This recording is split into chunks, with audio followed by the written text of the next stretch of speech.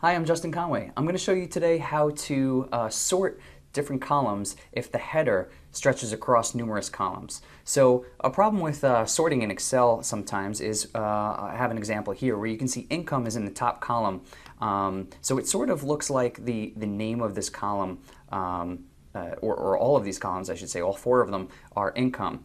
And if we go into the sort function, and click on sort by, you can see income is listed here.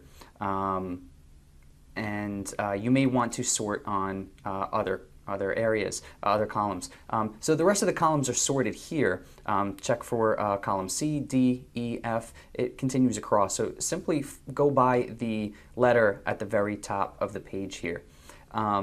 Another way to troubleshoot this problem is you can add a row to the top.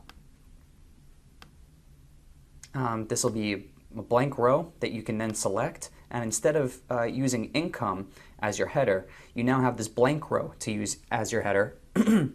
Excuse me. So you can go into sort, and now it won't pull that header into your sorting choices. You'll actually have all of the column numbers listed all the way.